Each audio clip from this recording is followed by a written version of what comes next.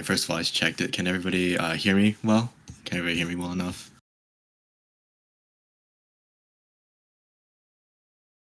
Um,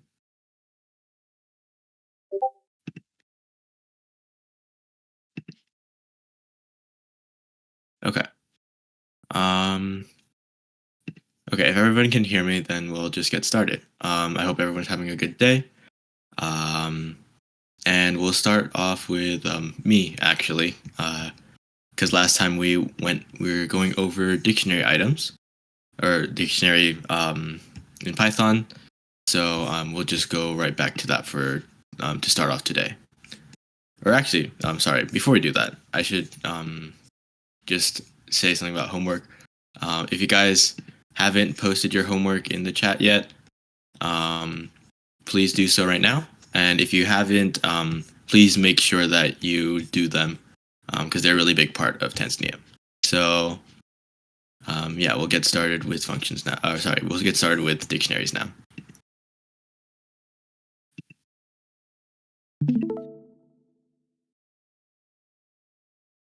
Okay. So the last time that we left off was during removing dictionary items. If you remember, we already went over how to access, change, and add items in dictionaries. So now we'll go over how to remove them.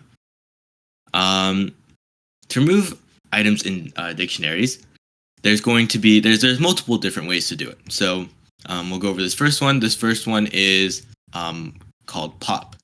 And basically what pop is going to do is it's going to just remove the item from the dictionary, whatever item you specified in here. So here we're popping the model key. So we're going to pop this key value pair here. And as you can see, when we print out the dictionary after popping model, you'll see that we only have the brand and year keys, and the model key is nowhere to be found. And that's because when we pop the model, we've basically removed that key value pair from our dictionary.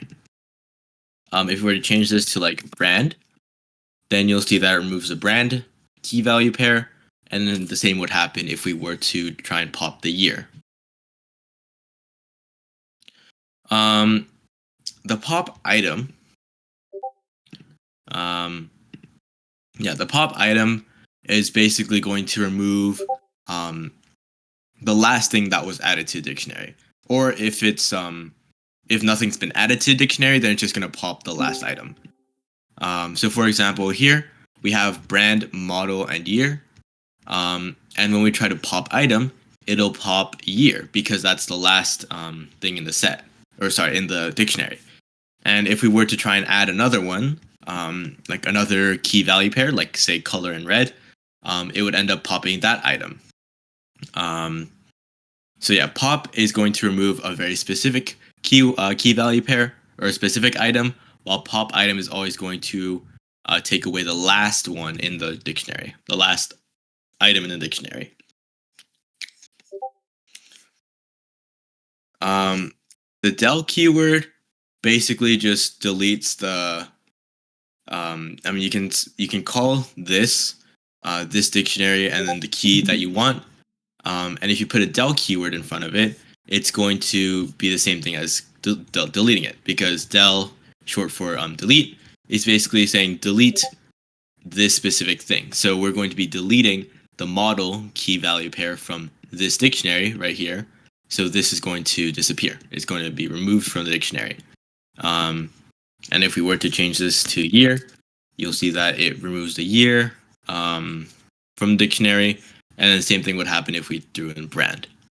So yeah, we're basically just saying delete, and then we're calling the thing that we want to delete.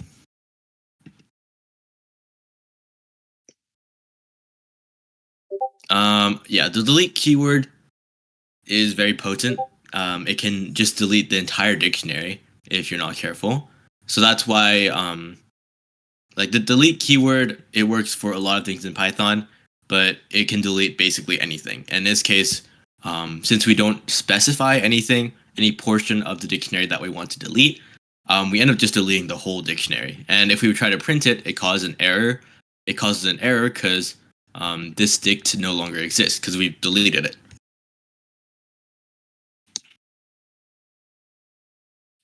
And then the clear method is the clear function is basically just going to empty the whole dictionary.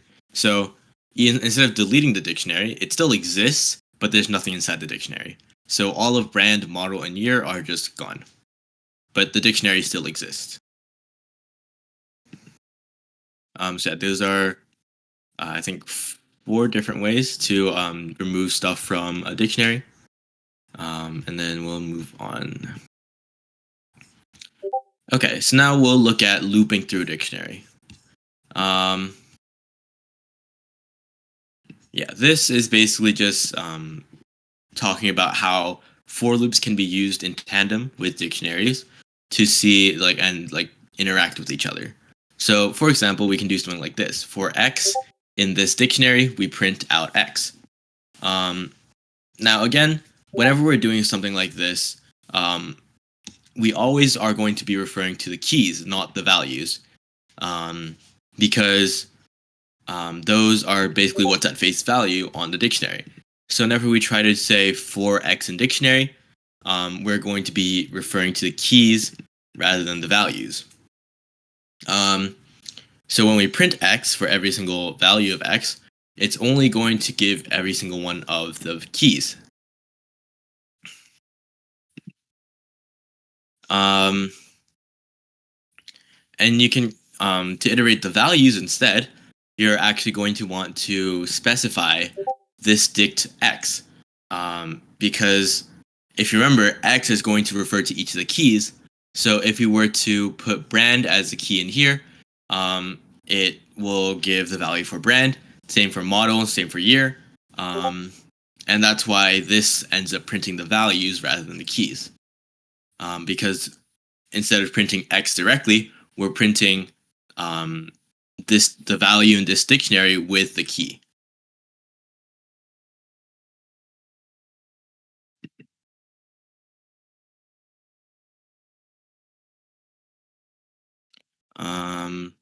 We already went over these two.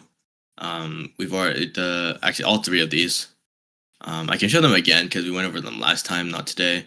Values just basically prints all the values, and this is basically just a way to print all the values without having to do like this dict x. So yeah, this dict.values gives all the values. You can do the same with this dict.keys, and then same for items. This one is a little different though. We have 2 variables in our for loop, and we're printing them at the same time. And yeah, we have a key and a value. Key, value, and then key, value. Because if you remember, each key value pair is considered an item. So saying this dict.item is going to produce both of them at the same time.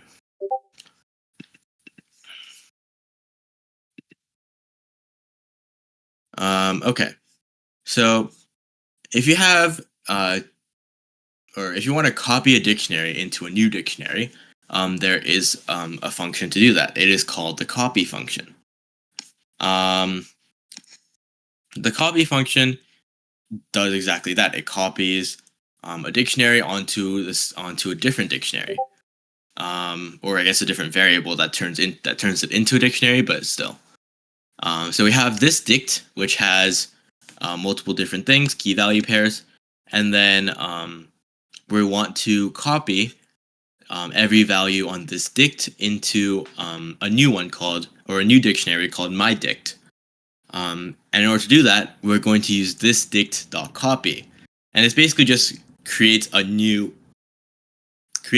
dictionary that has the same exact key value pairs as the original dictionary. So if we were to print myDict, you'll see that it produces the exact same things as this dict would.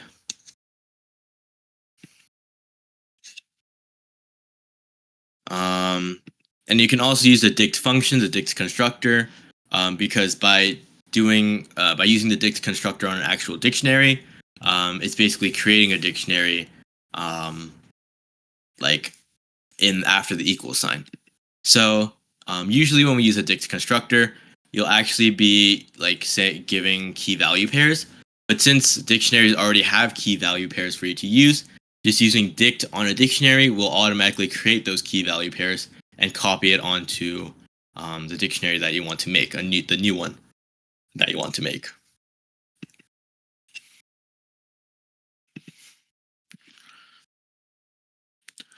Okay. Nested dictionaries are basically just dictionaries inside of dictionaries.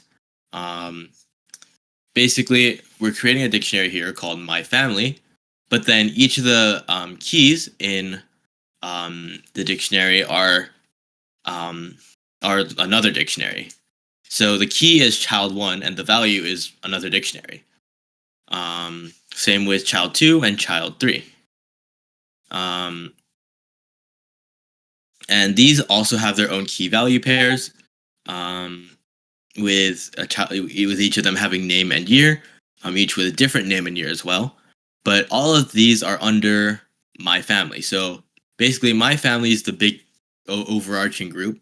Then My Family has three different key value pairs, and each of those values, each of those key value pairs also have another two key value pairs for a total of technically six. Um, yeah, you can also create multiple or like nested dictionaries by doing something like this, where we have three dictionaries themselves, and then we're basically creating a key value pair with the value or the dictionary as the value pair. And this makes it so it's a little less cluttered, but it also requires you to define the three dictionaries beforehand, before you can actually use them in your new dictionary. So that's the only like drawback of this. Otherwise, it's just a little cleaner usually. Um, but yeah, it's basically just using dictionary, like already establishing them as a variable and then just using them inside of your new dictionary. And then yeah, lastly, if you want to access a like a dictionary inside of a dictionary, you basically just have like you do it originally to get a key value pair. So here we want the key value pair child two, but if we want specifically the name of that, then we're going to put another square bracket with our key that we want to get our value. So My Family is the overarching dictionary. Then we go to child two, which is one of the like dictionaries within the dictionary, the big dictionary, and then this is going to be a key value pair in the inner dictionary. And we can like fiddle around with this a little if we were to try and change it to like um, child one and year. You'll see that it does the exact same thing, but with the other dictionary. So My Family, child one and year, so it gets 2004. If we do child three and year, then we'll go My Family, child three, year to get 2011.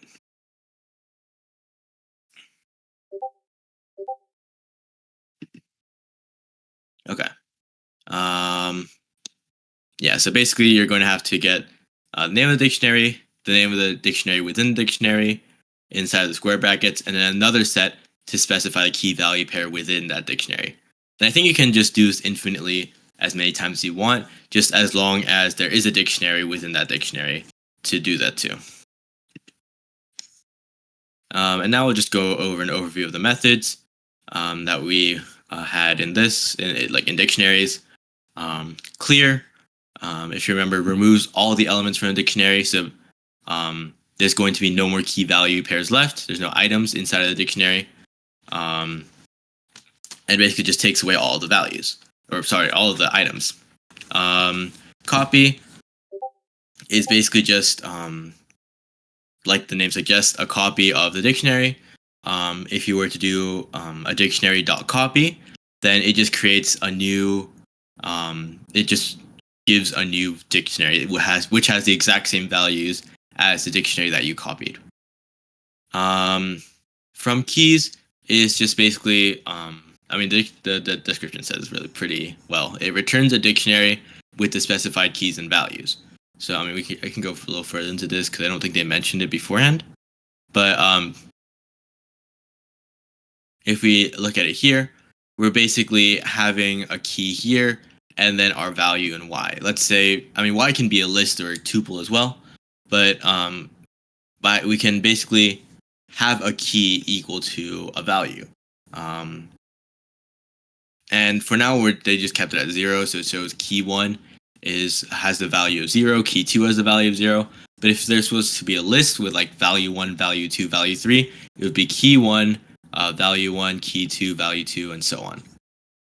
So that's what the from keys does. It basically just assigns a key to a value from like two different lists or tuples.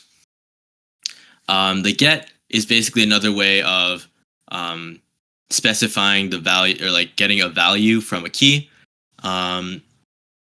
Like the way that we usually do it is, of course, within like we get the name of the dictionary and then square brackets and then put the name of the key and all that. But you can also just do the name of the dictionary dot get, and then inside of that put the key as well, whichever one you feel is more, whichever works better for you.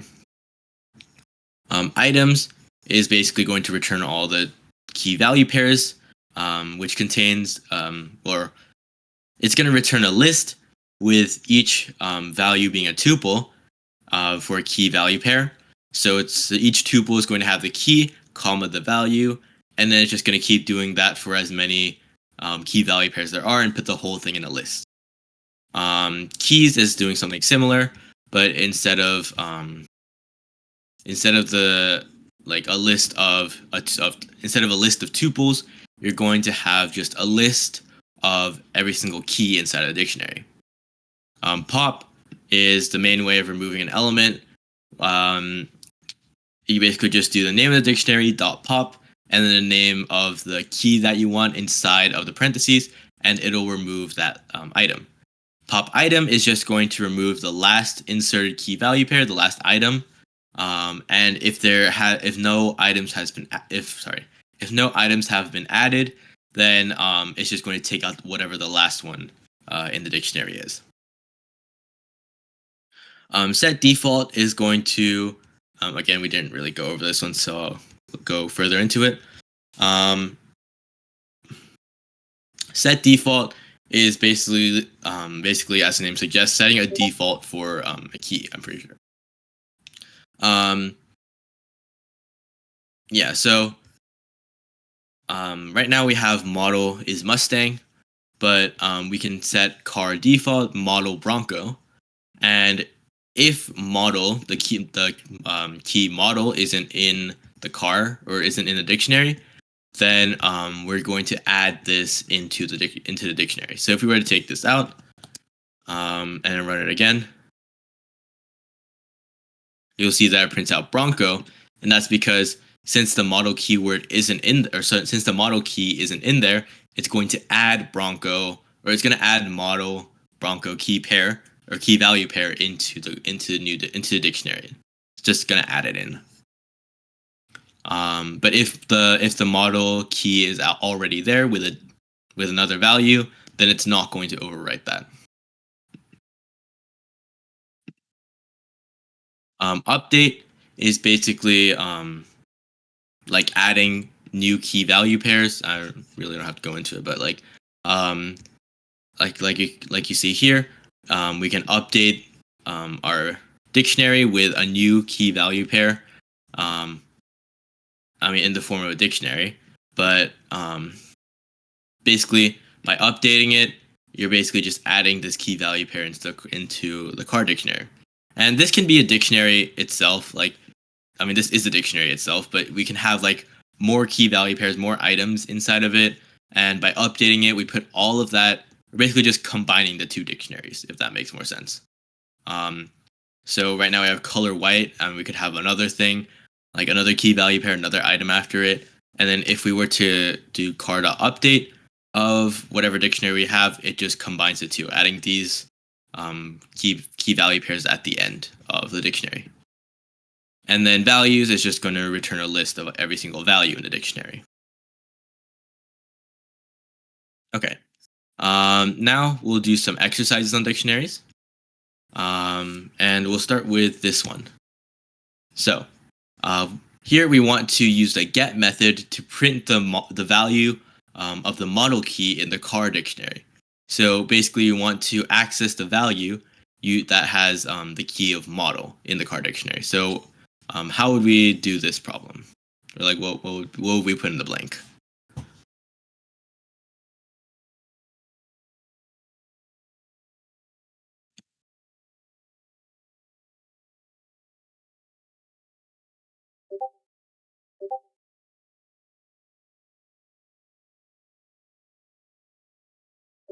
Okay, yeah, good job for everyone that's getting it.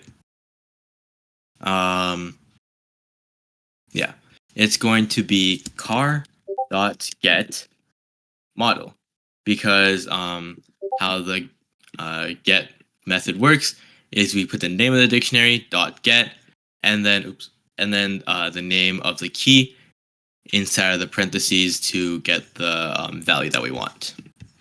So yeah, good job everyone that got it. And we'll go to the next problem. So next problem, you want to change the year value from 1964 to 2020. So basically, we want this to say year becomes 20. Year is 2020. So what would we put inside the two blanks to make that work?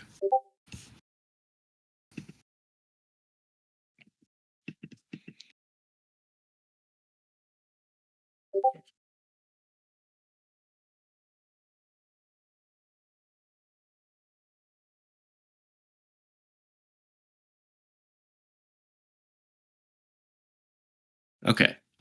Yeah. So um, it's going to be car year and then in square brackets and then equals 2020. We can't just say year equals 2020. And the reason for that is because year if we just put year in there, it's going to Python's going to try to find a variable called year, and it's not going to be able to find one because the variable that we need to call first is car, and then specify that we want year from inside of the car dictionary. So if we just do year, it's going to try and find the variable year, which doesn't exist. Year only exists as a key within the car variable. Good job that everyone that got it correct, though. Okay, we want to add the key value pair color red to the car dictionary. So color is going to be the key here, red's going to be the value. So what would we put inside here to add that key value pair?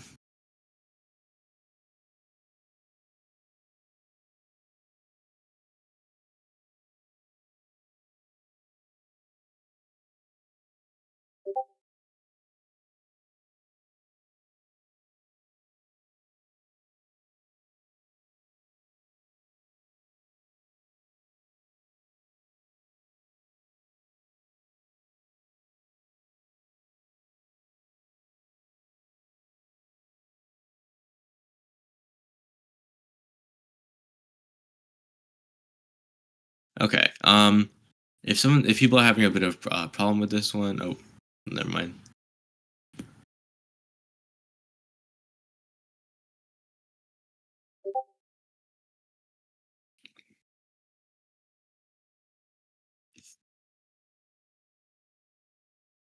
Okay. Yeah, you're close. You're really close.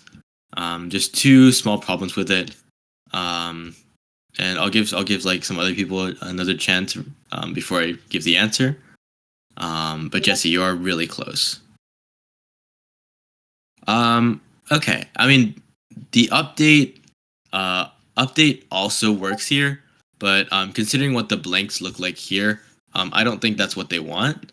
But yes, that is a valid way to add a color red pair into the car dictionary.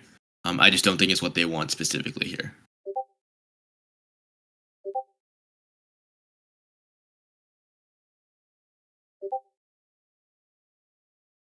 Yeah. Okay. Yeah, Shamim and Jesse.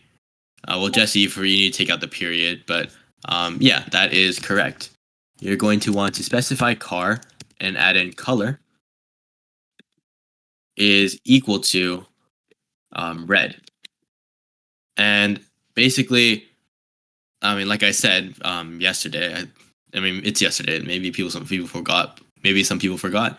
But like, you're able to just pretend that a key is there, a key value pair is there, and just add it to the dictionary. So by pretending that we're able to call this, we're basically adding it to the dictionary. Um, so yeah, we're just adding color, red paired to dictionary by doing car, specifying the key color, and then making it equal to the value red. Um,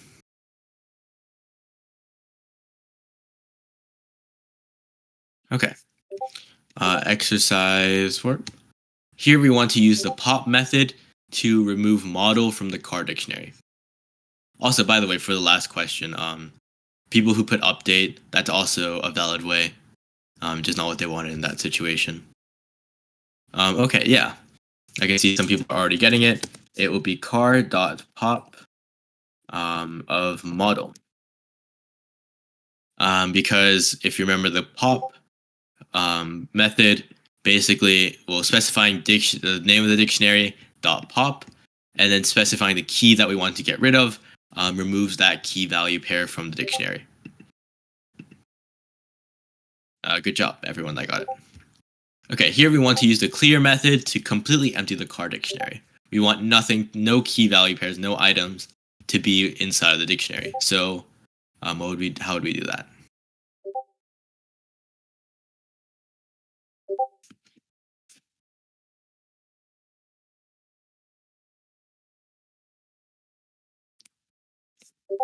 Yeah, okay, I can see everyone's getting it. You guys are really good at this.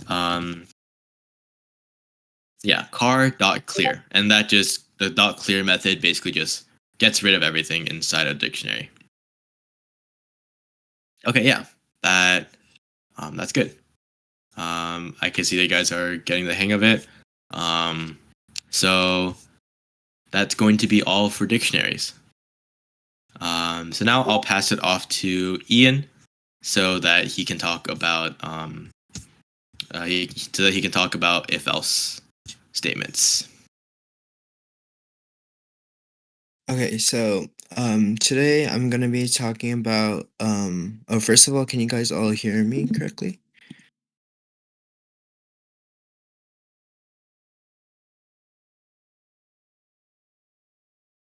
Okay. Okay, let me just share my screen.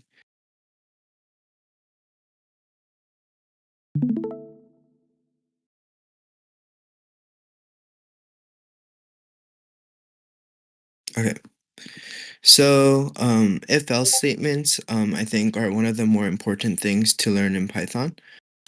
So first I'll start with Python conditionals. So if you take a look at this, there are equals, which is indicated with two equal signs. You might want to try to put one equal sign. However, that's going to give you an error, since typically one equal sign is used to assign a variable to a value. But then in this case, if you want to say something two variables are equals to each other, then you want to indicate that with two equal signs. And the next one is the not equals, which is indicated with the exclamation mark and the equal sign, which means A and B are not equal to each other. Less than, if you guys, it's just like basic algebra, like as in math. This symbol typically means that A is less than B. And then this, with this sign plus the equal sign means A can be less than or it can be equal to B. And then the other way around, this sign means that A is going to be greater than B. And also indicated with the equal sign, it's going to mean that A can be greater than B or it can also be equal to B. Um, so this is not only used in if else loops, it's also used for while loops, for loops, which I'll be talking about later. Okay, so the first example I'm going to be going over is A equals 33 and B is equal to 200. And obviously, 200 is greater than 33. So if I say if B is greater than A, which it is in this case, then I'm gonna print this. So how basically if else loops work is basically you're saying that if whatever condition is true, then whatever is underneath or nested under the if loop is going to be true. So if you take a look at this example,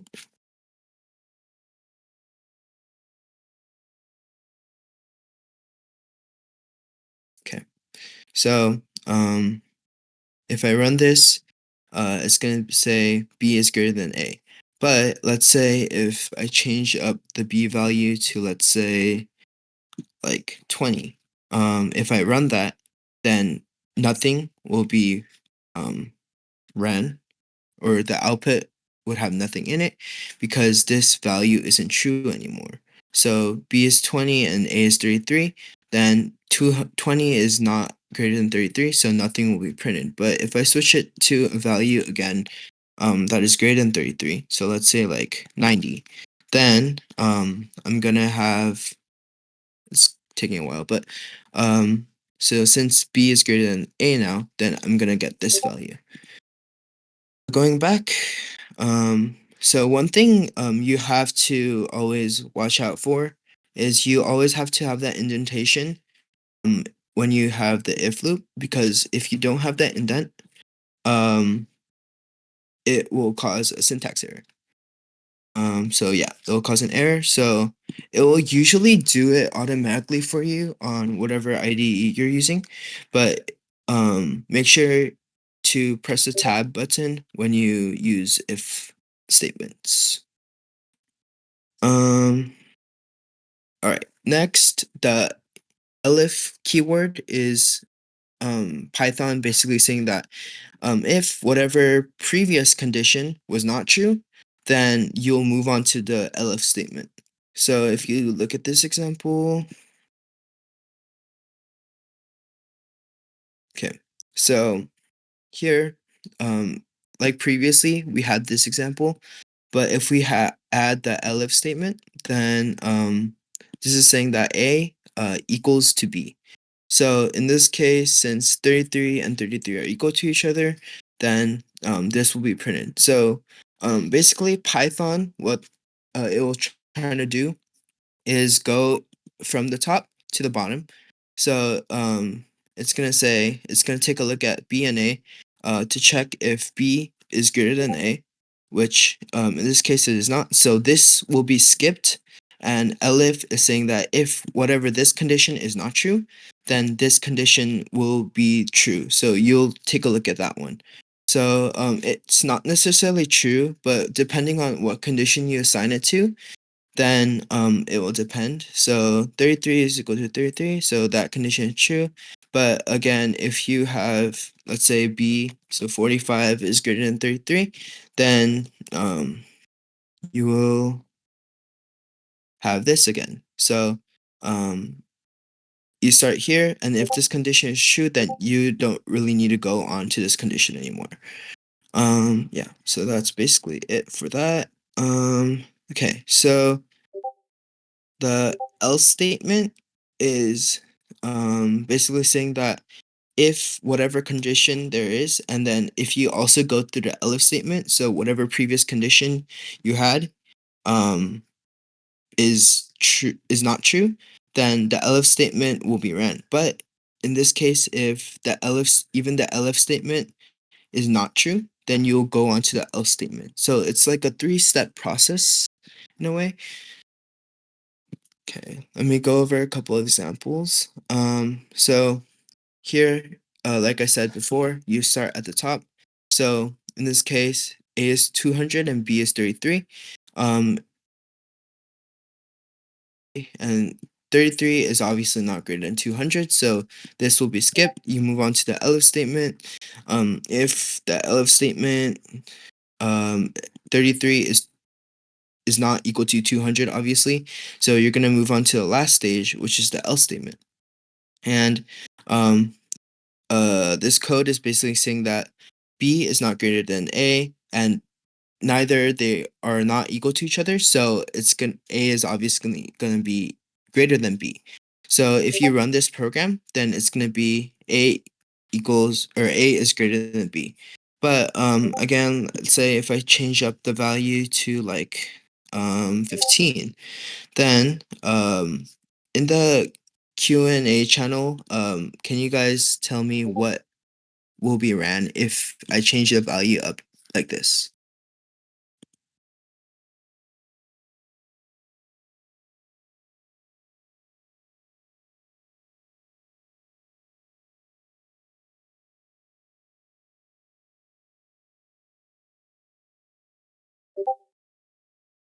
Yeah, perfect. Good job, Shimon.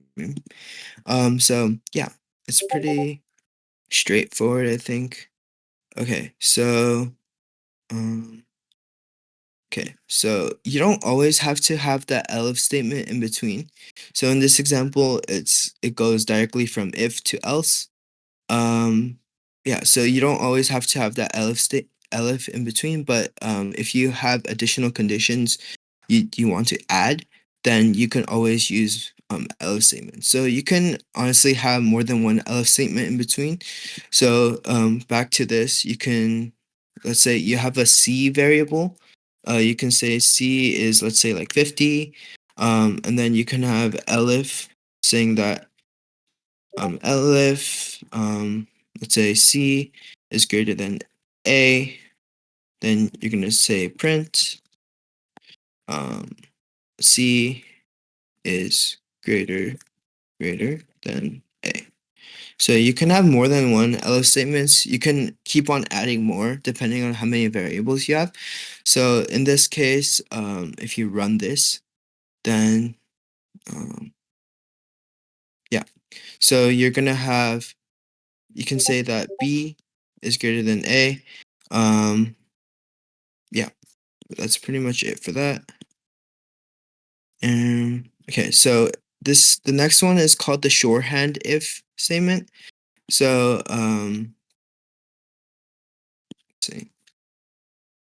For this one, you're basically, it's the same concept as before, but you're basically simplifying it so that it's in one line. So this will normally work if you have just one conditional, or one condition, sorry. So this, in this case, it's the same example as previous. It's just like the formatting is a little different.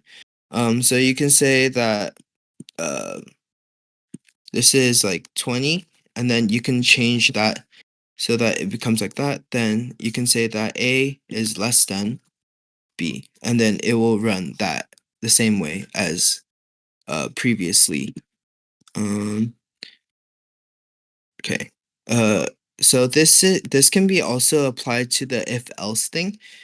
So this example only was if there's a condition, then whatever is underneath or next to each other in this case will be true. But in the shorthand if else statement, this is normally if you have two or more variables, and you can say that print a if a is greater than b, or if that's not the case, then you can say print b. So let's try running this program.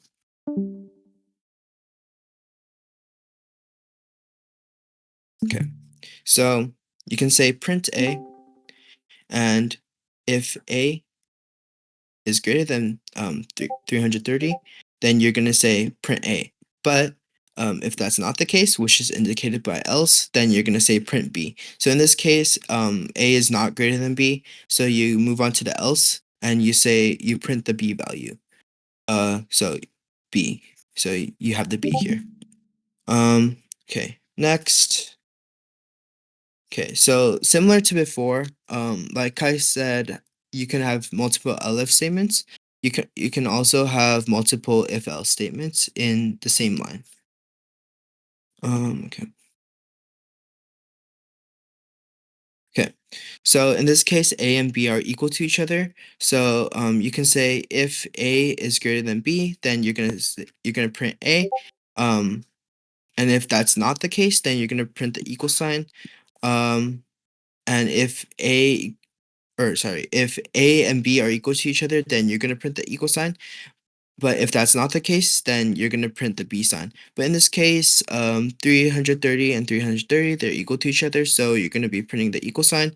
But if I switch up the program to, let's say, this is equal to, let's say, like 800, then if I run that, then you're going to have A, because 800 is greater than 330. So you're going to be printing that.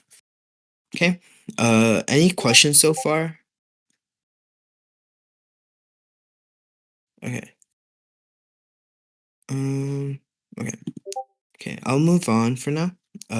You can leave any questions you have in the Q&A channel. Okay.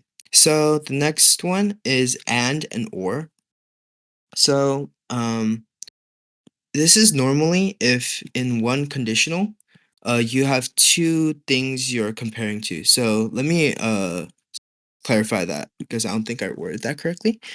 So let's see. Okay, so you have A, B, and C with their respective values. And let's say if you have A is greater than B, so in this case, 233. So 200 is greater than 33. And if 500 is greater than 200, so C is greater than A, then both conditions are true. So what and is going to do is both this and this has to be true in order for this to be true. Um, so like if one of these are not true, so if I change let's say this to 100, then in this case C is not going to be greater than A.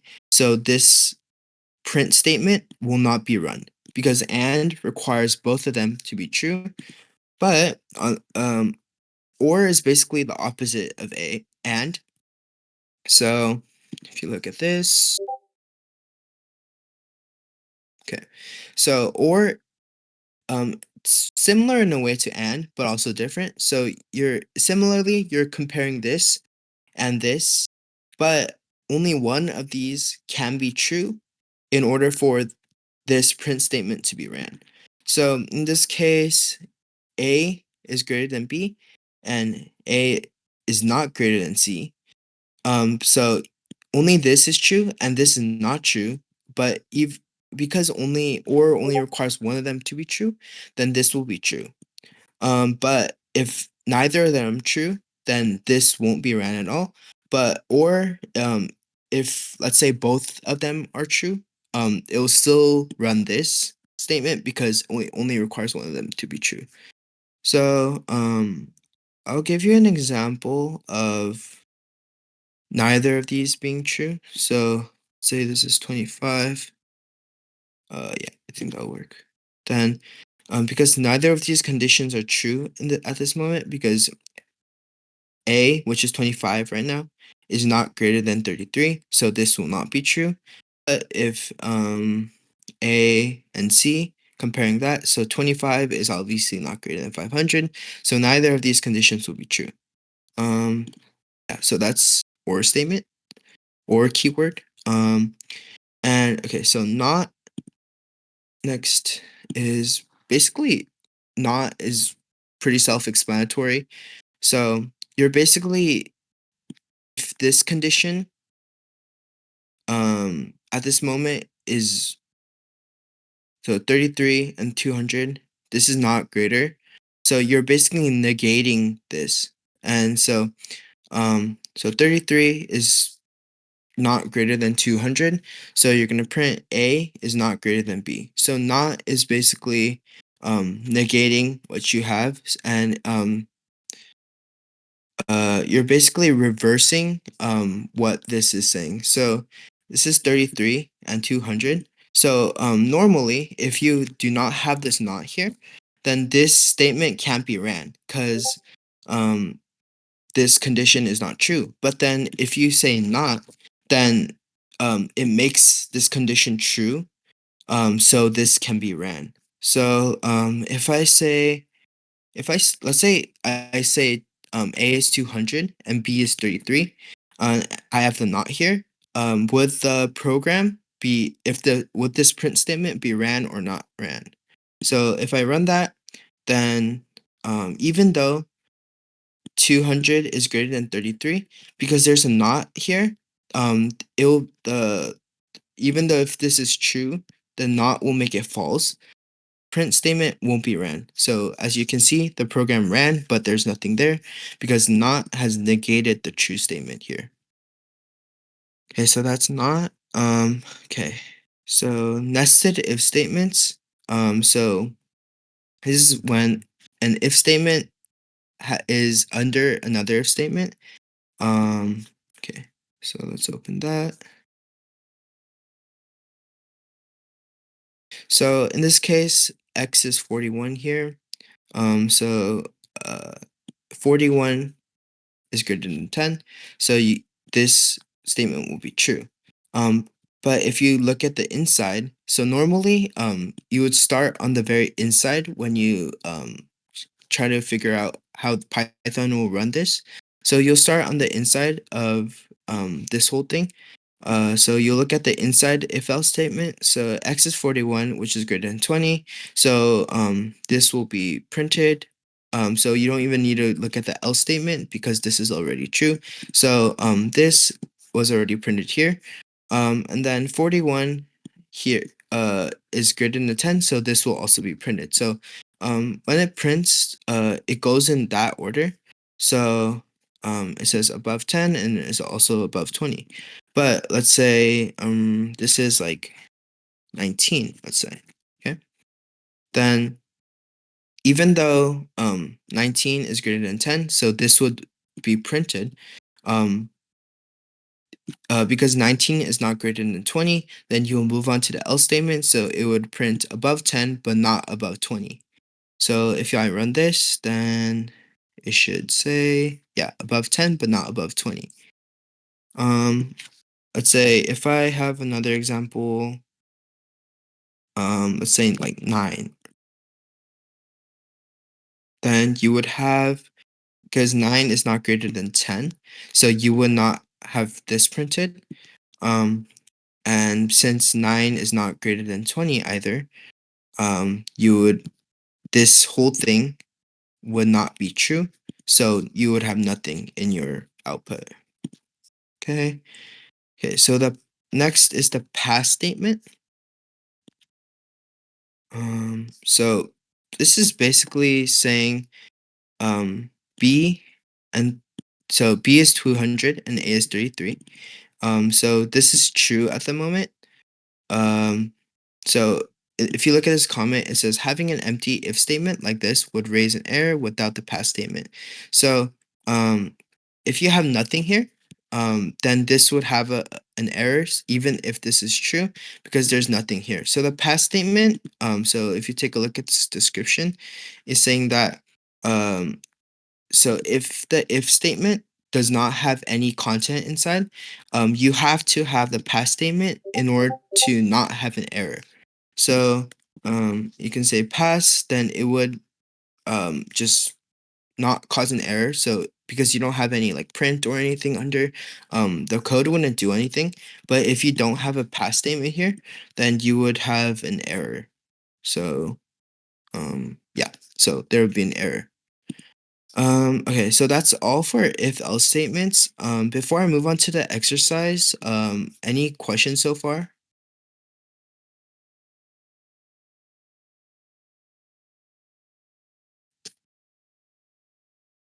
Okay, good. So let's start the exercise.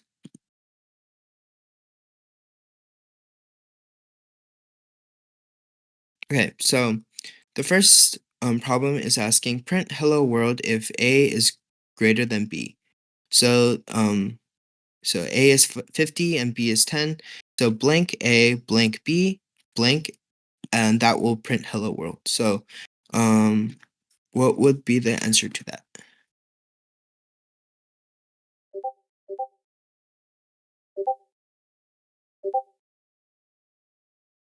Good. Okay. So if that and then and then submit answer. Good job. Okay, next. Okay, so print hello world if A is not equal to B. So same thing, but you're saying that if A is not equal to B, then you'll print that. So you have to take a look at the conditionals we discussed earlier that basically says no. Yeah, good. Okay, so it's gonna be the exclamation equal mark or equal sign. So if does not equal, then yeah, perfect. Moving on. Okay, so you're gonna print yes if A is equal to B. Otherwise, you're gonna print no. So try to fill in the blanks here.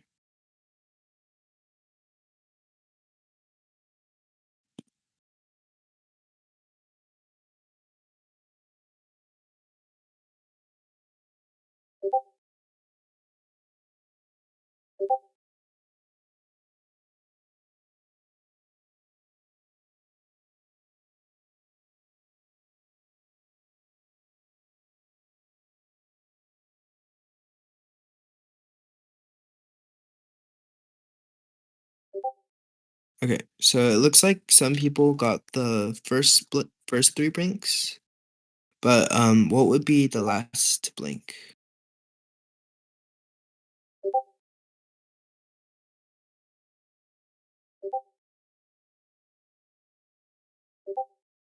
Okay, so it looks like some people are getting a little confused with elif and else. Typically, as the name suggests, an if else statement typically ends with an else. Um, not and then elif is usually any condition you want to add like in between the if else. So yeah, that's the correct answer. Okay, okay, next problem. You're gonna print one if A is equal to B, and you're gonna print two if A is greater than B. Otherwise, you're gonna print three. So try to fill in the what is that, seven blanks.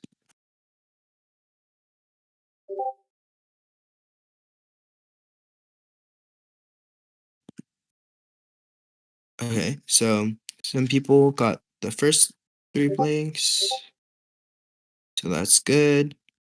Then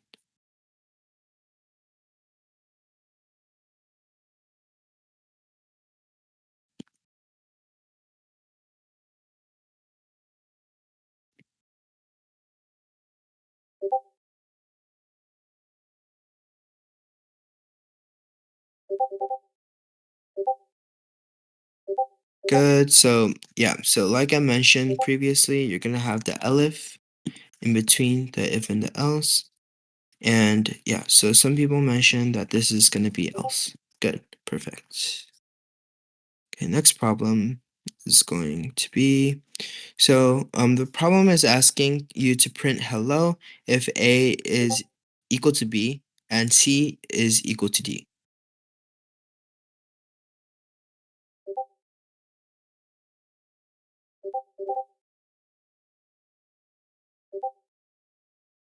Good. It looks like a lot of people are getting it. So yeah, the correct answer indeed is and. Okay, same problem, but in this case, it's asking for if A is equal to B or if C is equal to D, then you're gonna print hello. So yeah, the problem kind of gives it away. So it's gonna be or. Okay. Next problem. Okay, so you're gonna try to complete the code block. So you're gonna try to print yes if A is larger than 2.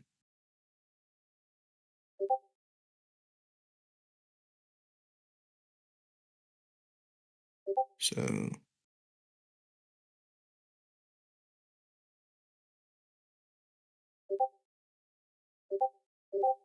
yeah, it looks like a lot of people are getting it. So you're gonna say print yes. Okay, and then it says hint, remember the indentation. Remember you have to indent here or else it will cause an error. So I'm pretty sure you can just space it. Yeah, okay. Okay, next problem.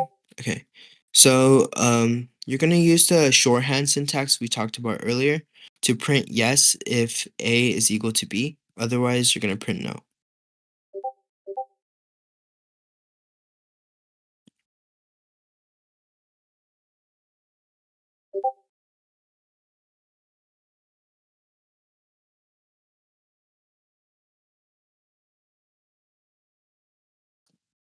All right, so it looks like a couple of people did get it.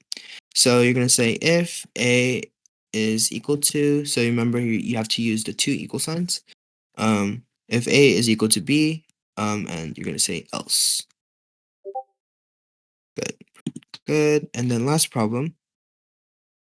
Use an if statement to print yes if either A or B is equal to C. So try to fill in the if statement in the blank.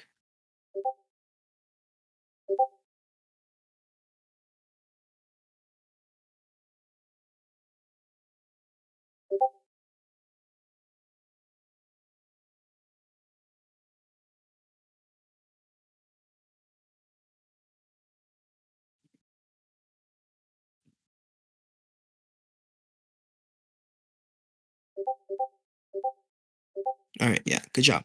So you're gonna say if A is equal to C or if B is equal to C.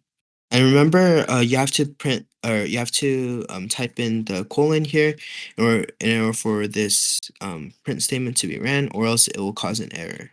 So correct. Good. So we have covered all of if else statements. Um, okay. Next, I'll talk about while loops. Okay.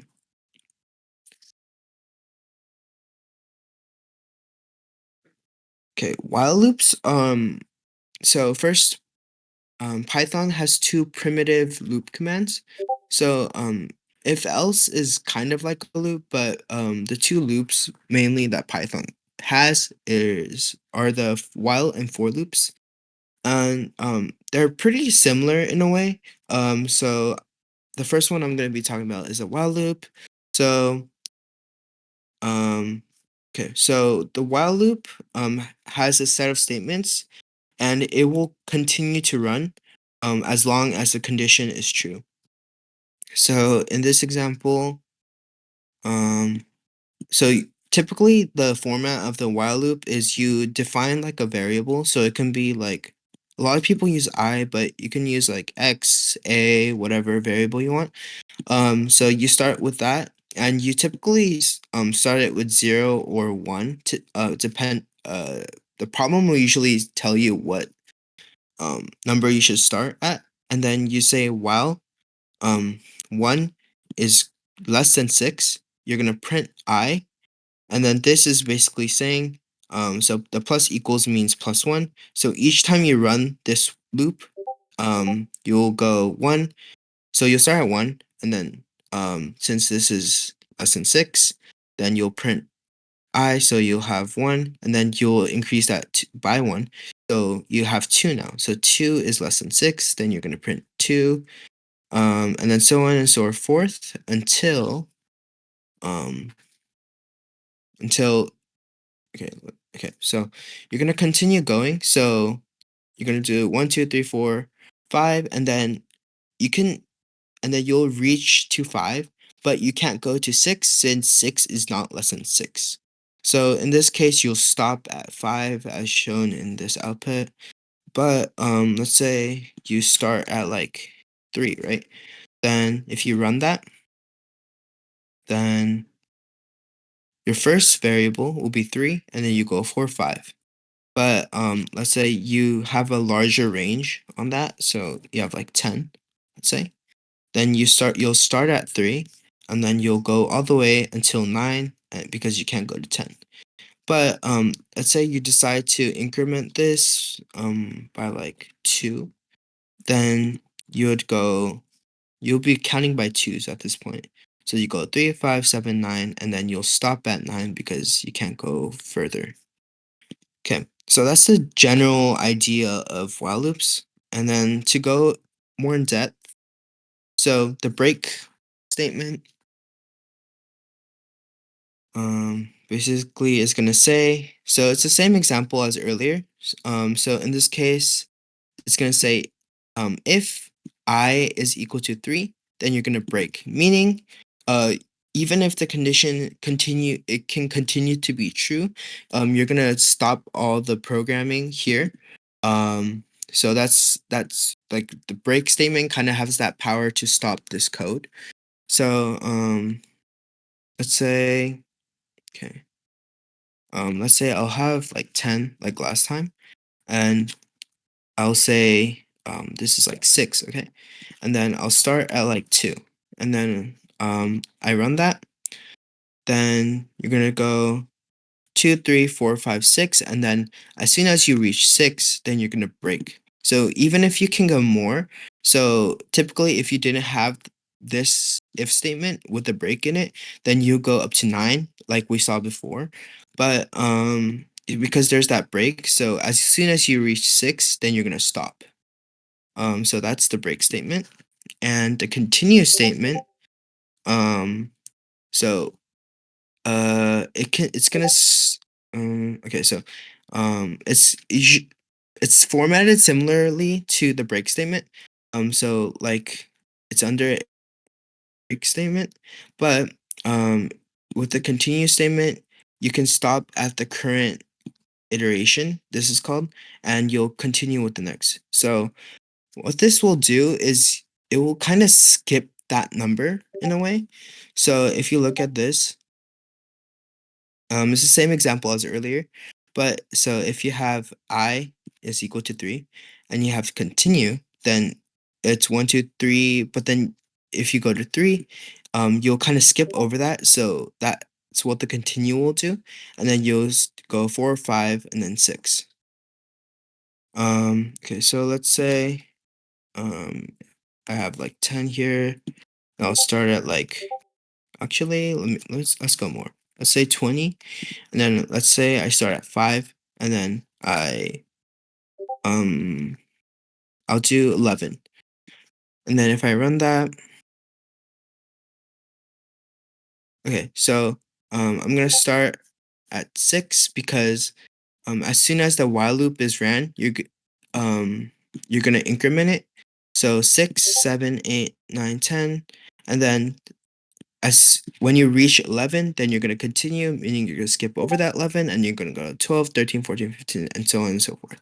Okay. So yeah, that's the continue statement. And like we saw in the if else statement, there you can also add an else statement to the while loop. So let's take a look at an example of that. Okay. So I same example. You're gonna print I, and then you're gonna go until you can't anymore. So the max is going to be 5. And then when the while loop isn't true anymore, then you're going to move on to the else statement. And then since you can't go further than 5, then it's going to say I is no longer less than 6. Okay. So let's try out another example.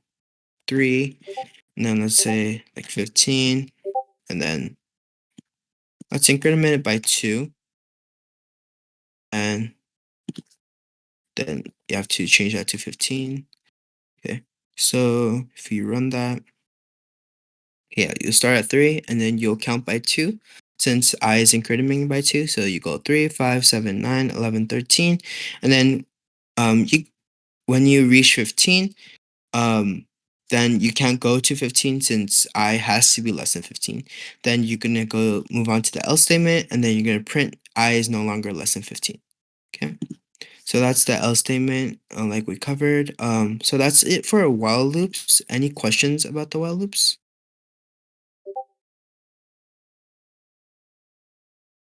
Okay, I'll take that as a no.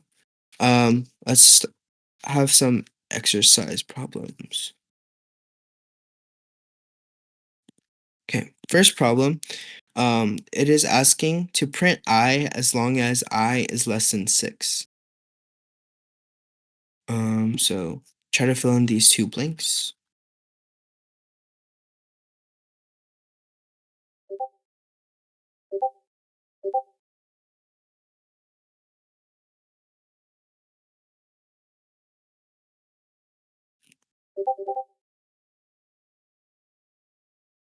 Okay, yeah, I think most of you guys got it. So while, and then make sure you have that colon right there. Correct. Good job. Next problem. Stop the while or stop the loop if I is 3. So it's one of the statements we covered. So which one will that be?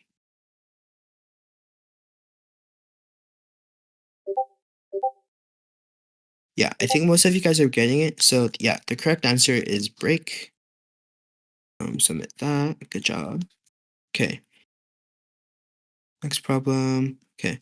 So in the loop, when I is 3, then you'll jump directly to the next iteration. So what's the statement that will skip this?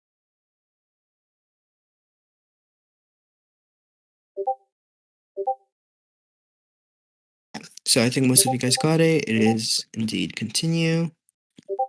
Okay. Last problem is print a message once the condition is false. So when this is false, you're going to print that. So what's the statement that will do that?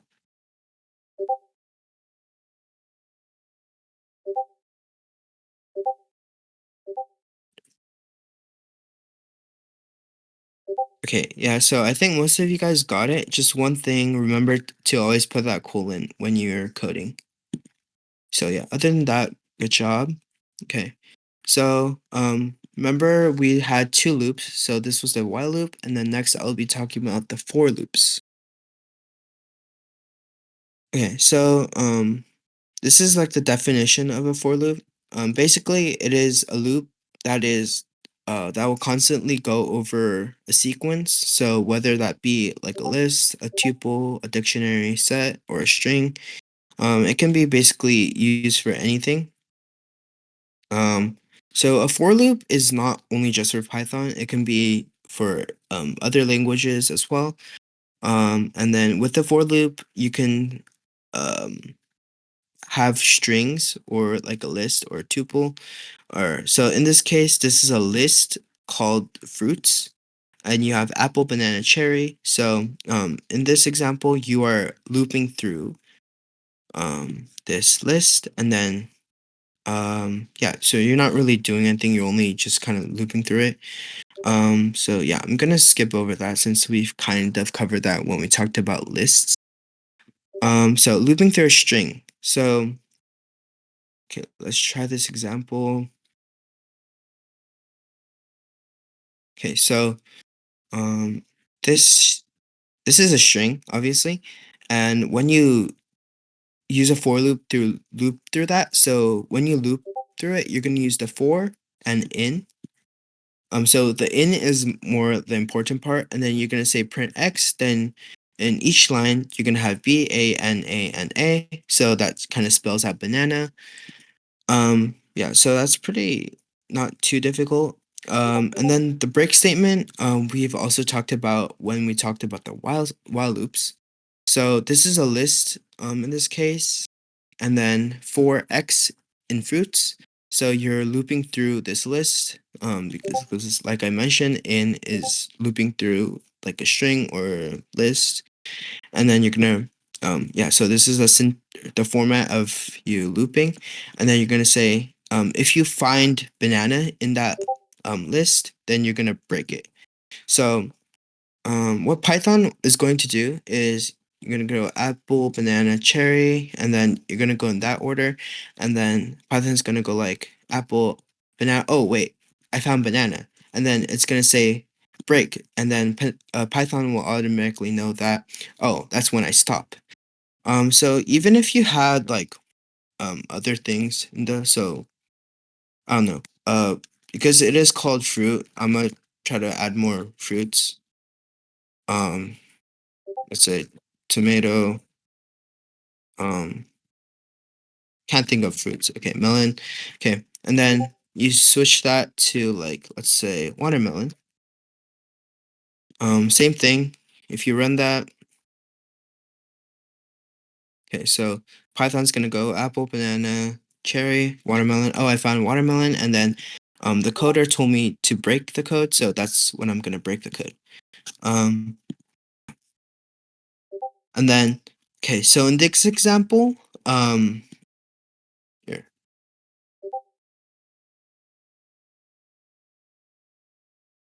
there's a difference in where you put the break statement. So in this example here, we put it after the print statement, but in this case, you put it before the print statement. So there's a minor difference, I would say, in between.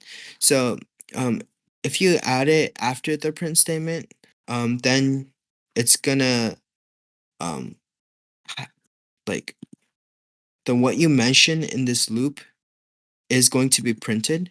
But if you have it before the print statement, then it's not gonna have what you mentioned here. So here, let's try this out. So hold on. Okay. So let's try moving this here, like how it is in the other example. Um, so if you run that, okay. So it's gonna find watermelon first and then break it and then print it. So that's kind of the thought process that Python has. It's gonna find it and then print. So it's gonna find it and then it's gonna break what he finds, and then it's gonna print it. So it's gonna be apple, banana, cherry, watermelon. Oh, it found it, but then that's not gonna be added since the print is here. But if like last time, if that is here, then watermelon is gonna be added here. So I know it can be a little confusing, but yeah, if you have any questions on that, feel free to leave that in the channel. Okay, so continue function we also talked about. Okay, let's look through that. So like this is when I said if like the while loop is very similar to the for loop. It has similar statements you can use. So yeah, so it's good. This is gonna loop through the whole list. And then if you find banana, you're gonna continue. So like last time, the banana is gonna be skipped. So I think yeah. So this is the example that I had. Okay. Okay. Let's just add more fruits here. Watermelon. Say melon, pineapple. Let's say. Okay. Um, and then let's say you're trying to find say melon. Then you're gonna run that. Then it's gonna skip the melon, and it's gonna have all the rest but the melon here. Okay, so that's the continue statement. Okay, and then lastly, the range. Um, so let's take a look at that.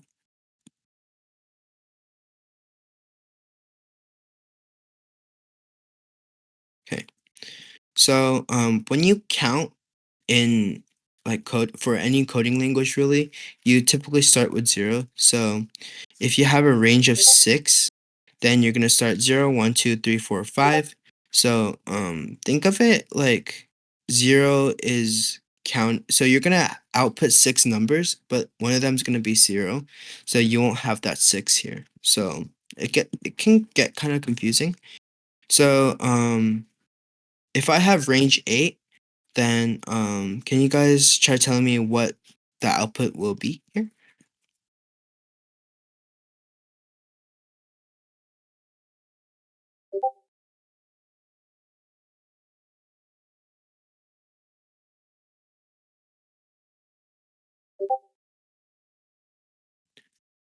And Elisha, yeah, so you can use an if statement in a while loop.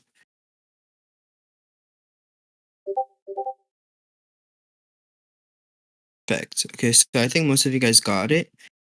So I don't think I need to go further into that. So where it sort of gets confusing is when you kind of set um like a limited spot, I would say, for where the range can take place.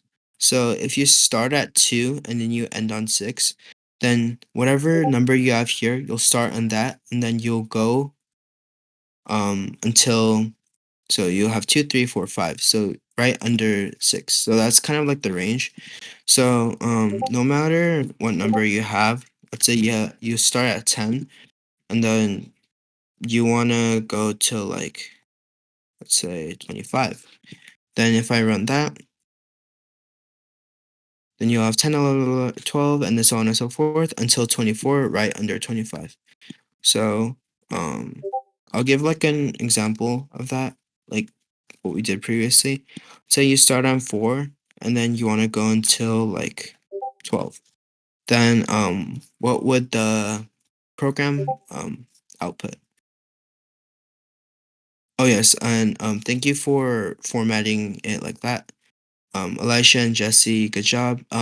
I get what you guys mean, but normally when the Python runs it, it will be in this format, like how Elisha and Jesse wrote it.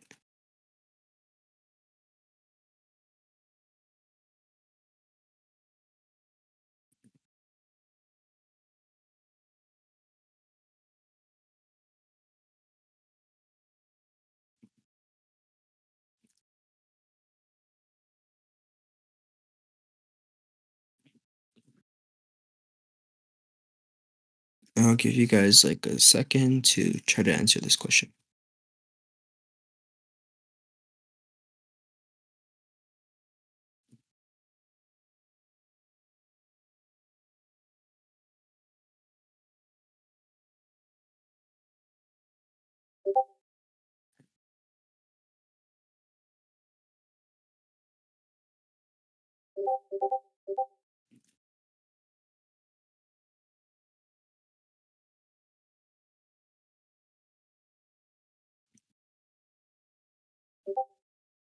Okay, to answer Shamim's question, so the question was why don't the results show the negative numbers? Um, so let's say you have like so I'll keep that. I'm gonna say for x in range 10 um and so typically when you count for when computers count, they typically don't really look into negative numbers unless you ask it to. So what I mean by that is like I said before, you usually start at 0 when you count. So if you have range of 10, then you'll go 0, 1, 2, 3, 4, 5, 6, 7, 8, 8, 9. Um, but yeah, so the computer wouldn't normally go from starting from like negative how many because um first of all, even if you were start at even if you were to start at a negative number, it would be infinitely negative. So the computer will have a trouble doing that. But not only that, the computer typically starts at 0 when it's counting. So yeah, I hope that answered your question. Yeah, I think most of you guys did get the correct answer. So I will be moving on from that. Okay. So okay, the range kind of dealing example is okay. So when you have three numbers like this, and then the last number is basically what's going to be incrementing. So you're going to be counting by threes here till 30. So what this is going to do is plus 3 plus 3 plus 3 plus 3. So you're going to start at 2 and then 5, 8, 11, 14 until you reach the limit, which is 30. So you'll try to go as much as you can to right under 30. So let's say I have 3 here and then I'm going to count by like fives. Oops, 5. If I run that, um, notice that I'm it's not gonna have 29 because if you count by fives from here, you'll have 3, 8, 13, 18, 23, and 28.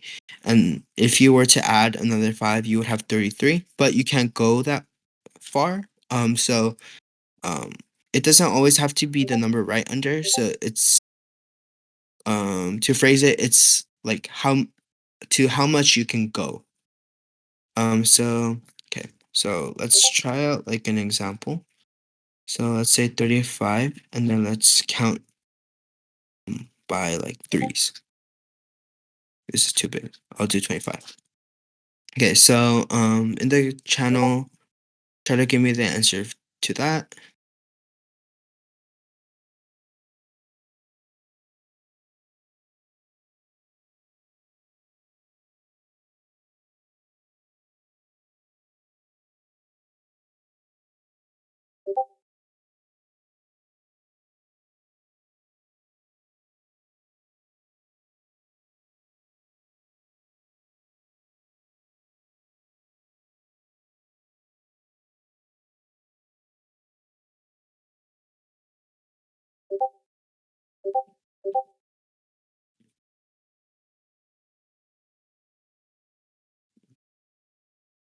Good. Okay. So yeah, so Jesse, Jeremiah, and Elisha, good job. So yeah, that is what Python would run. Okay. So we've covered else for like if else statements. But let's see what for loops would do.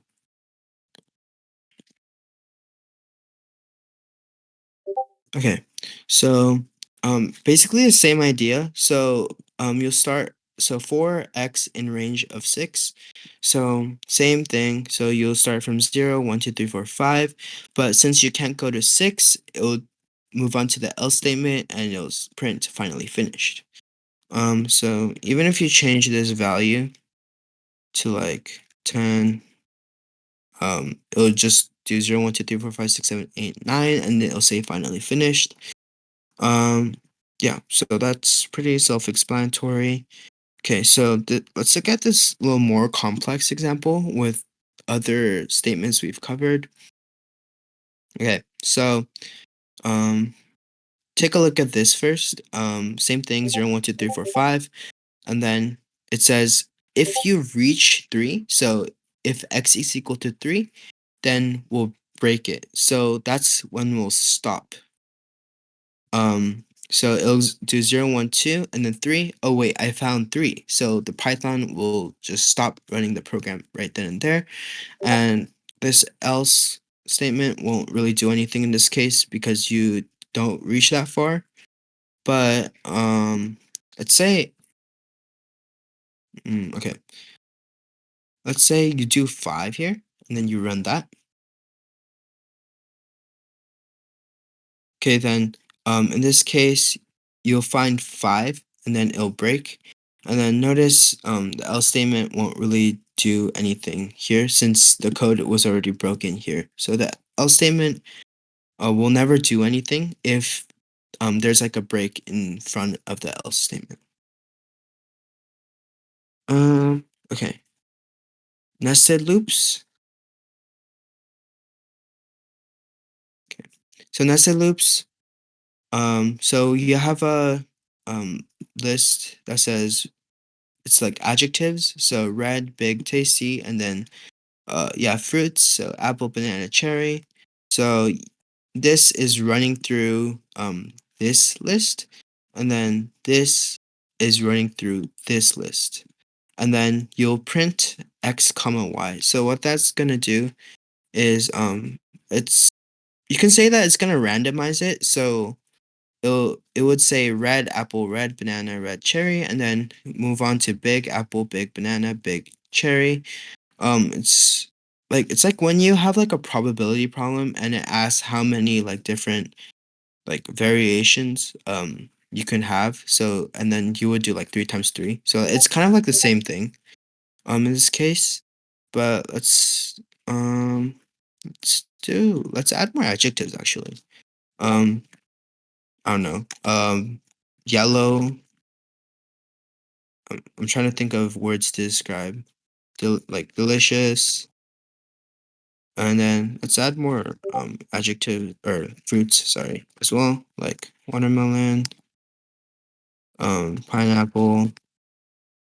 Okay, so same thing. It would have like the different adjectives attached to it. So if you look at this, yeah, so because I added like couple more adjectives and like two more fruits, you have a lot more than you had before. Um, and yeah, so this is what you call a nested loop, where you have a for loop under a for loop. Yeah. So that is it for that. Any questions for that? I know it can be a little confusing. Um, yeah. So yeah. Okay, so the past statement we've talked about earlier as well. Um, if this thing will load. Okay. So past statement, you have 0, 1, 2. So that's like the list. And if you have the past, like we said before, the past won't have any errors. So if the for loop is empty, then the past statement will have it so that there won't be any errors because it's empty. Okay, yeah. So that's all for for loops. Any questions for that, or like any examples you guys want to try?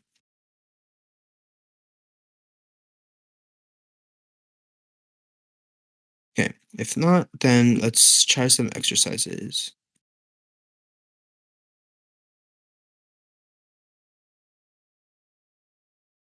Okay. So it's four problems. It should be pretty quick. Okay. So the first problem, loop through the items in the fruit list. So the fruit is the three fruits we've constantly talking about. Um, and yeah, so try to use a for loop to loop through the fruit list.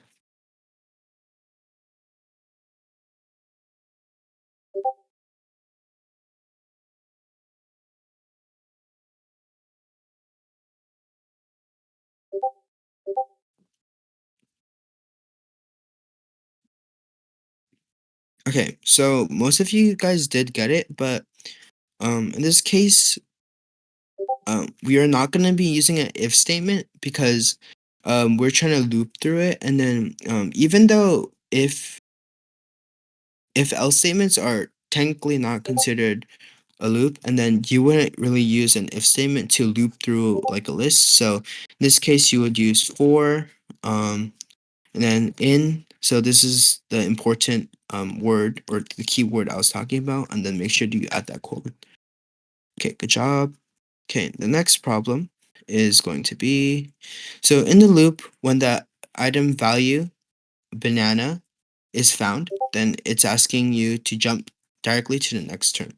So what's the keyword that we talked about that would skip it, or in this case, jump? Yeah, good. So yeah, most of you guys did get it. So it's gonna be continue. Perfect. And then, okay, so use the range function to loop through a code set 6 times. So you're gonna have a code that's gonna run 6 times. Yeah, perfect. So yeah, it is going to be range parentheses 6 parentheses. Good. Okay. And then exit the loop when x is banana. So when Python finds banana, you're gonna exit the loop. So what function would that be?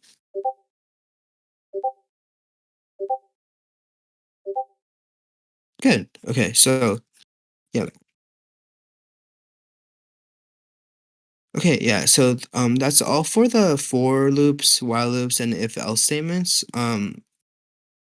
If you guys have any questions, you guys can let me know now, or you guys can leave it in the Q&A channel as always, and a teacher will be ready to help you. Okay. If not, I'm gonna pass it on to Aiden, and then he's gonna do some more exercises dealing with loops. Yeah, and I will do that. So yeah, let me share my screen. Um, hold on.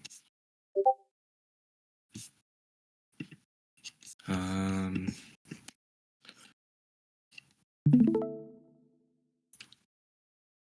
okay.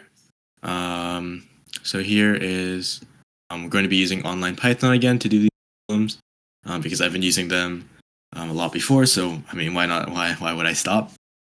So yeah, we're going to be doing specifically three different exercises on if else statements and loops. So yeah, we'll just get right into it.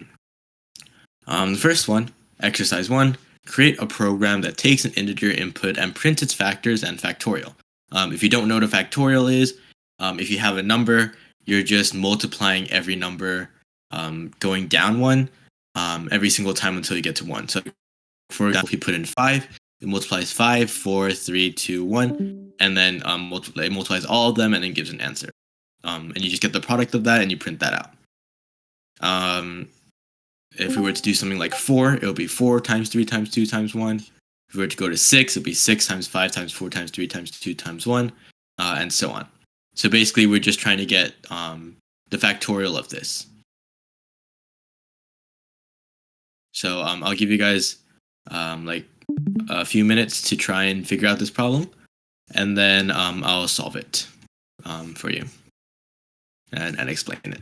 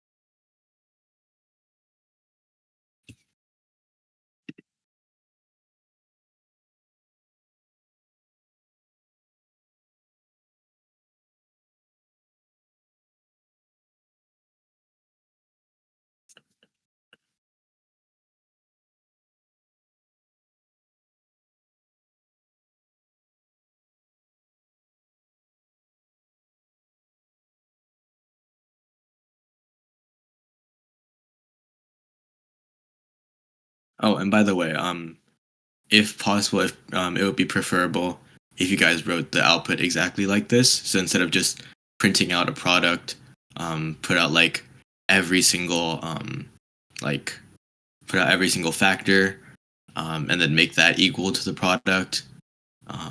If you feel like you can't do it, then that's completely fine. It's just like an extra challenge for people. They can try and do it.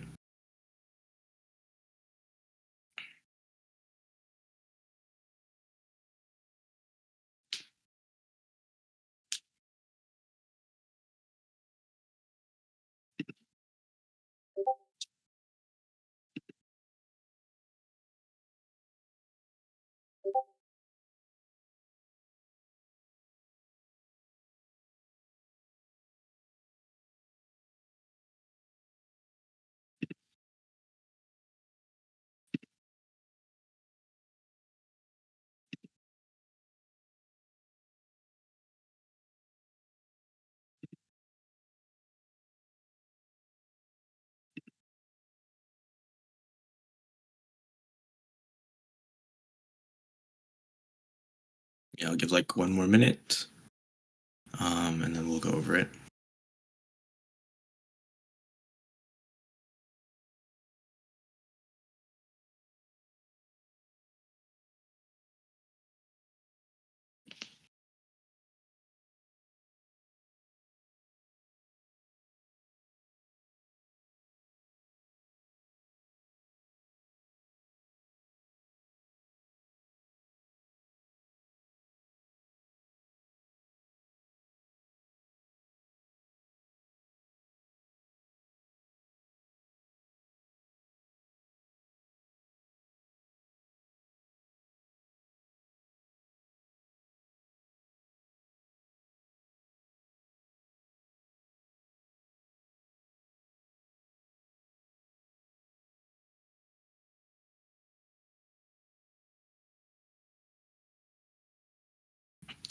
Okay. Um, yeah. I think I've given quite a bit of time, so I'll go over the problem.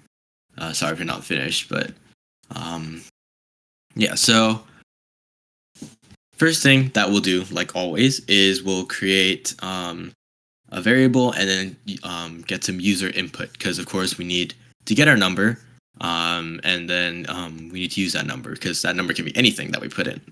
So I'm going to call this fact num because it's a factorial number, and then I'll make that equal to input. And then here they just have number, so I'm going to do the exact same thing, number, like that, and let's capitalize it. Makes it look better. So yeah, number, and then what we're going to use that fact num with, we're basically going to have a for loop. So for I in range of fact num, we're basically going to be multiplying it every time. So we're going to do product. Actually, we should define product first.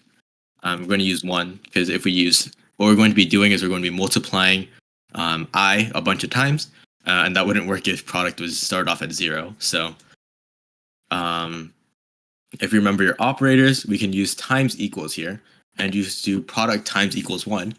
And, or sorry, more specifically, product times I plus 1 or times equals I plus 1, because of course, for loops always start at 0. So we're going to need 0 plus 1 at the start with 1 to make sure that the product goes, so that the product doesn't just go straight to 0 at the start. And this should go all the way up to fact num. And then it'll be basically a factorial.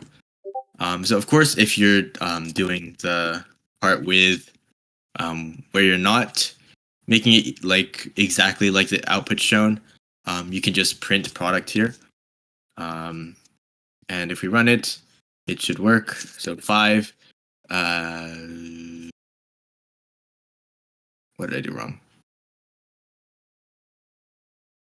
Oh, sorry. We need to variable cast this to an integer because we can't be using a string as a thing. So if we put 5, it'll be 120. If we put 4, it'll be 24. And if you put like 6, it'll be 620. So that's how you would do it without doing it without making the output word for word. But now I'll try and do it while making the output word for word. I did not need to delete that. So we'll keep everything except for our print statement. And what we'll do from here is we'll create a new variable. I'll call it fact string or fact str and have nothing in it for now. And what we're going to do with fact str is for every single iteration, we're going to do fact num minus I plus like a multiplication sign. So we're going to do fact string plus equals string of fact num minus I, because what that will do is it'll make it it'll start off with fact num, so times fact num, and then times fact num minus 1 times fact num minus 2, and so on. And then of course we need to add the multiplication sign. But if we were to use this as our fact string, it'll also actually put one at the end of our 1. It'll go 5 times 4 times 3 times 2 times 1 times equals 120, which is not what we want. So what we're going to do is we're going to add an if statement. So if I is not equal to fact num, oopsie. If I is not equal to fact num minus 1, fact num minus 1, then we're going to be doing this. Otherwise, in any other case, we know that it's going to be at 1. So we're going to do fact string plus equals just 1. And then of course we need the equal sign at the end. And then we're going to add the product, but with a string, because it needs to be a string. Product. Okay. And then now what we do is we just print fact string. Oh, I forgot the print statement. So we print fact string. But if you look back at the actual question, that's not the only thing that's there. We also need to do this bottom part, which is a little easier. We can go straight to a print statement, and we can do fact or string fact num plus is, or actually we need factorial is, and then string product. And then that's what they have exactly here. So if we were to run this, and then we go with this now, it'll give us what we want. 5 times 4 times 3 times 2 times 1 equals 120. 5 factorial is 120. And we can do the same thing with 6. We can do the same thing with 4, 7, and so on. So yeah, this is the code for exercise 1. Okay, we'll move on to exercise 2 now. Exercise 2. Create a program that takes the start and end numbers as input, adds up all the numbers in between, and prints the answer. So here we have 1 to 10. So basically what we're doing is 1 plus 2 plus 3 plus 4 plus 5 plus 6 plus 7 plus 8 plus 9 plus 10. And we can change the start and end number. So we can do like 2 and 5. And what we'll get is 2 plus 3 plus 4 plus 5. And again, as a challenge, you can make it so that you try and output the answers exactly like what it's like, or what it says for the output here. But again, you don't feel forced to. So yeah, I'll give you guys another few minutes to try out this problem, and then I'll give the answer again. I'll probably be giving a little less time for this one because just want to make sure we have room to like say homework and everything. So yeah, I'll give a few more minutes for this.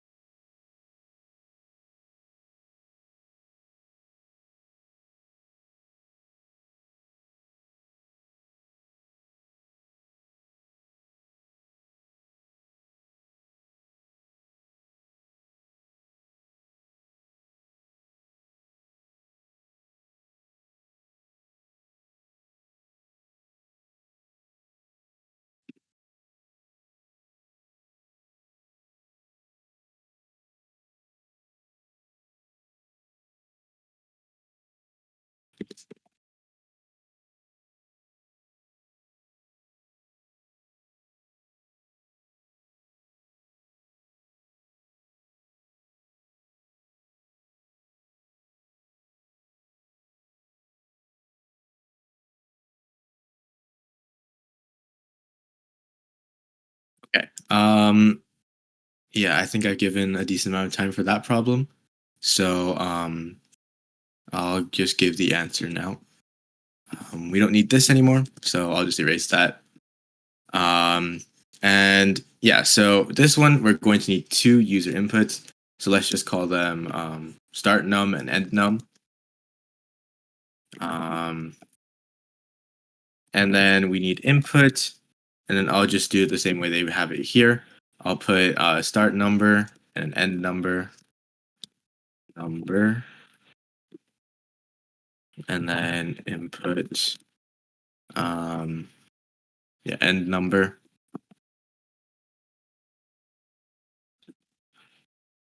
And then we can actually use those numbers now. So what we're going to do next is we're going to start with a sum. And we'll start with the sum as start num, because of course we always need to start off with start num, because start num can be something different rather than 0 or 1 or something like that. So we're going to start with start num. And then for I in range again, and this time we go from start num to end num, because if you remember, we're able to do something like this when using range functions. And then we're going to basically add I to the sum. And also we need to add 1, because when we're actually adding them up, it doesn't account for it always doesn't account for one value every single bit hard to explain why, but that's just how it goes. So yeah, sum plus equals I plus 1. And then all we have to do is print our sum. So if we run this now, let's use the values that they had here, 1 and 10. 1 and 10. I forgot to use a string again, because these need to be integers.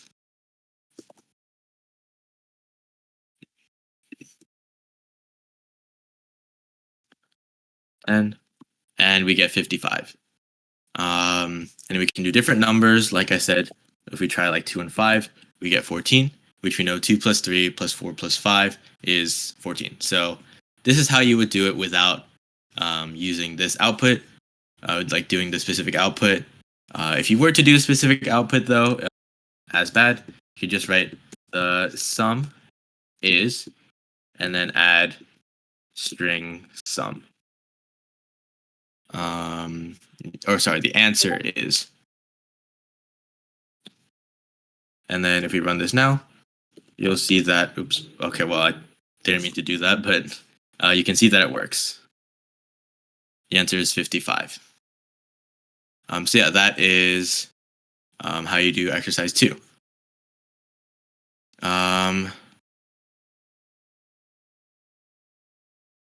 Okay, I'll try that, I guess. 1 and just a bunch of numbers. It'll probably overflow or take a long time. That too.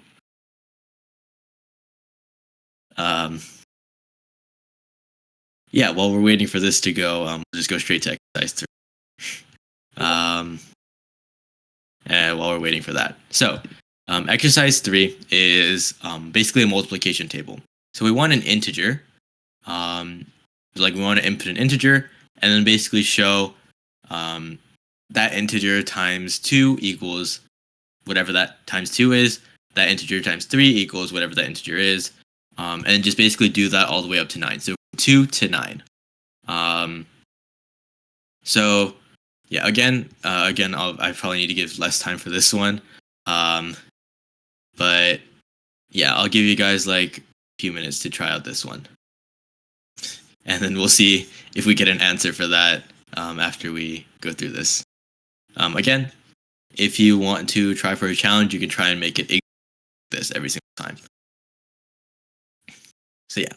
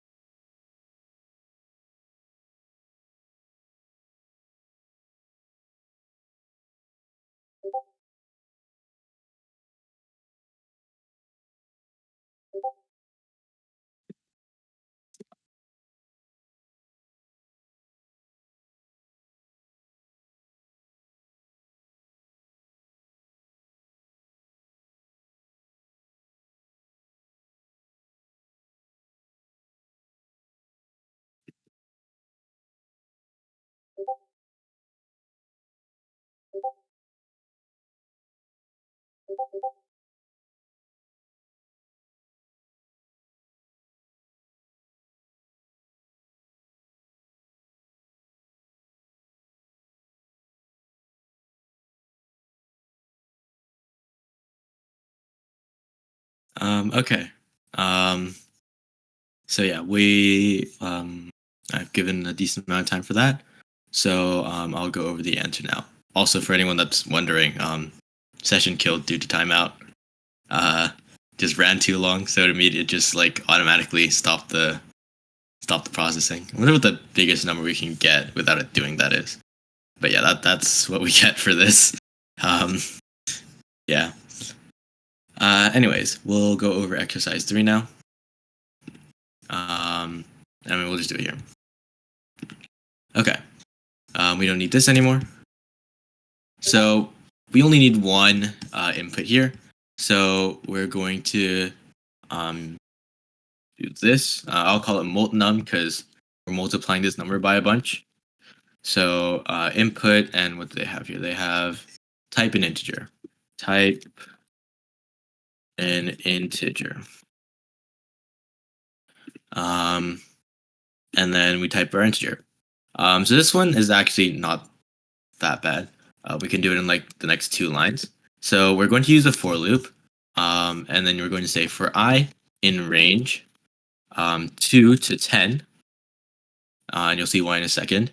For I in range 2 to 10, we're going to print multnum. Or actually, we need string of multnum. Or actually, multnum is already a string, so we don't need to do that. You do multnum plus times plus str of I plus another string here equals and then this is where we get slightly more complicated. We need a string of the int of multnum and then times I. And then if we run this now, oops. Oopsies. Oh, I forgot a plus here. So let's try 4. And you'll see that it does exactly that. 4 to 2, 4 to 3, 4 to 4. And the reason why I went from 2 to 10 is because this number is included while this number is excluded. And we want to get from 2 to 9. So it's going to go from 2 to 10 because 10 doesn't count. Also, if you wanted to just do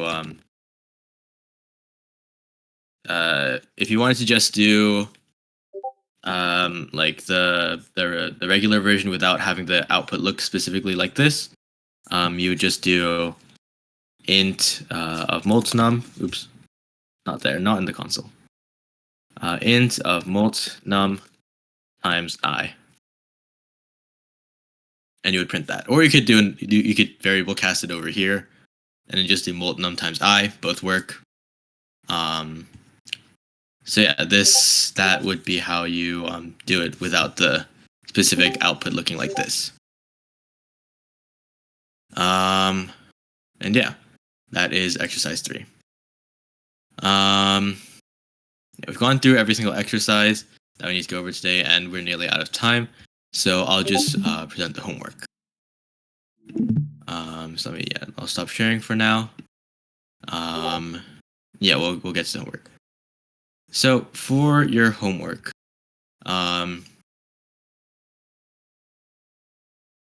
you're going to want to do solo learn. You're gonna want to finish the solo learn. If you're gonna want to finish the solo learn if you haven't already. And remember, if you guys get your certificate, then you can put them in your turn-in area, or you can put them in show off. And also, you're going to want to do the simple programs. Hold on. I think I need to put that in somewhere. So, sorry, give me 1 second. Let me put that in there.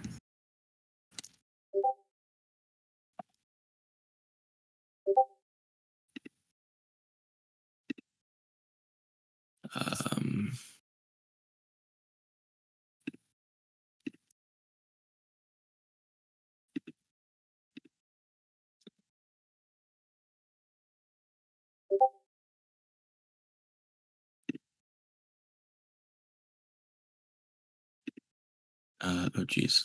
Hold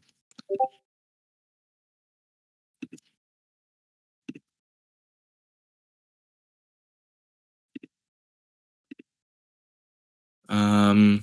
Sorry, give me 1 second.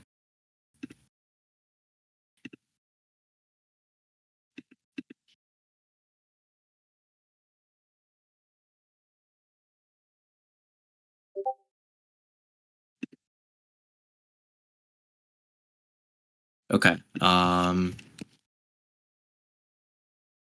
Yeah, they should just be here, right?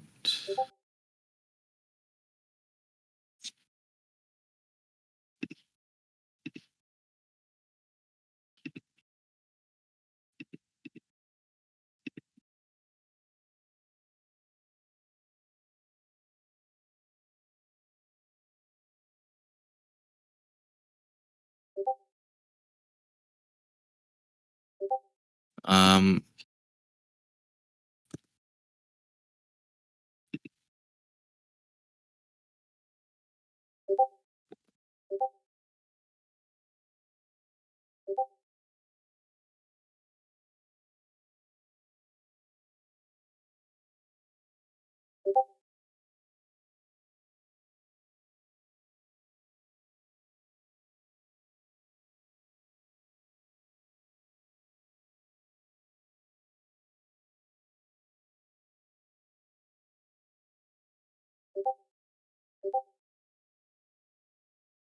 okay, yeah, sorry about that, everyone.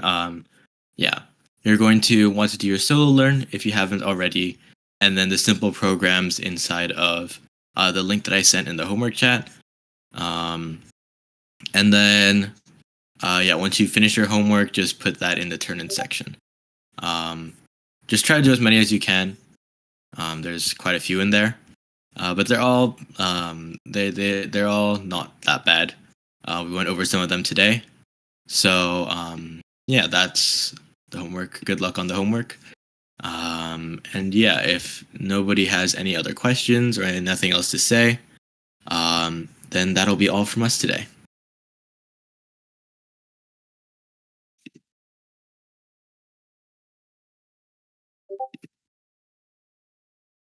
Bye. Bye, everyone.